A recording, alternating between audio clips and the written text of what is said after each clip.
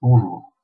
Donc, dans un premier temps, nous allons parler des députés, ainsi que par la suite des sénateurs, car ce sont les détenteurs du pouvoir législatif.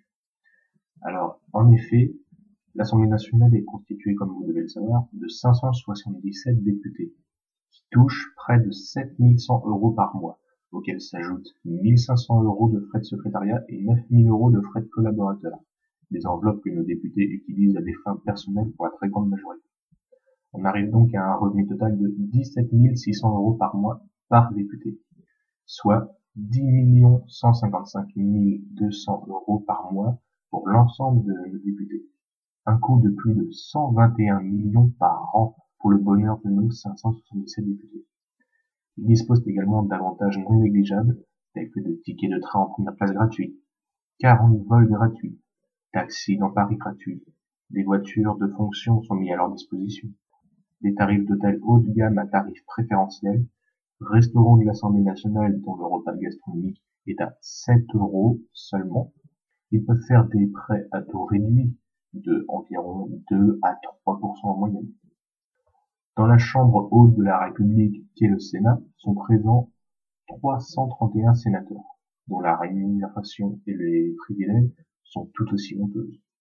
En effet, dans ces 331 sénateurs, 90 d'entre eux seulement se donnent la peine de travailler assidûment dans le cadre de leur mandat. 120 autres n'y sont qu'à temps partiel et les 120 derniers n'y mettent carrément jamais les pieds.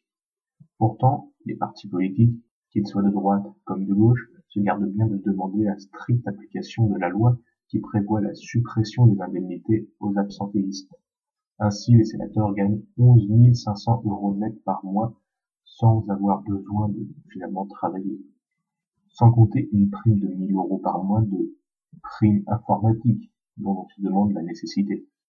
Et de très nombreux avantages tels que, comme nos députés, des billets de train et d'avion gratuits, limousines mises à leur disposition, etc., etc. Les fonctionnaires du Sénat, de l'administrateur au gardien de square du Jardin de Luxembourg, ne sont pas non plus à plaindre. Leur salaire s'étale de 2300 à plus de 20 000 € par mois, pour 32 heures de travail par semaine et presque 4 mois de vacances, ainsi que de nombreux autres avantages dont le secret est évidemment bien gardé, car le Sénat s'est bien évidemment toujours opposé à la moindre enquête d'enseignement. Comme notre président l'a annoncé dans un de ses discours, tout le monde va devoir cotiser 40 ans. Pensez-vous que les politiques font partie du lot? Bien sûr que non. Ils sont en effet bénéficiaires d'un régime de retraite très différent. Voici pour exemple la retraite que touche notre ancien président de la République, M. Chirac. Donc M. Chirac, en tant qu'ancien président de la République, touche une retraite de 5 250 € par mois. Il est également bénéficiaire d'une retraite de député qui atteint 5 030 € par mois. Magistrat à la Cour des comptes lui fait gagner 3 500 € par mois. Conseiller général et ancien maire de Paris lui rapporte 5 000 € par mois. On arrive donc à un total de 18 800 € auquel s'ajoute également, du fait qu'il ait été président de la République, la retraite de membre de droit du Conseil constitutionnel, ce qui lui procure 12 000 € en plus, soit un total de 30 800 € par mois.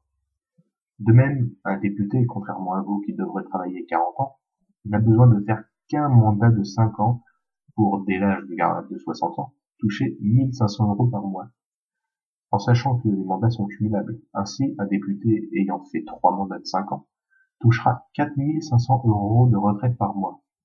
La retraite d'un député ayant donc fait un mandat de 5 ans sera la même qu'une personne de classe moyenne ayant travaillé 40 ans. Voilà.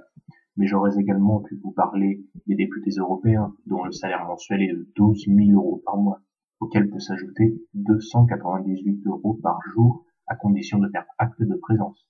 Ainsi, presque la totalité des députés européens vont signer afin de toucher ces 298 € et partent aussitôt. Vous savez donc ce qu'il advient d'une partie de notre argent. Les impôts et les taxes n'ont donc pas servi qu'à notre président de se payer une salle de bain à 245 000 € ou un Airbus aménagé pour ses goûts de luxe, nous ayant coûté près de 260 millions d'euros. Les députés européens ont d'ailleurs fait dépenser 9,6 millions pour la création d'une piscine. Et après cela, comme seule solution, on nous demande de nous serrer la ceinture.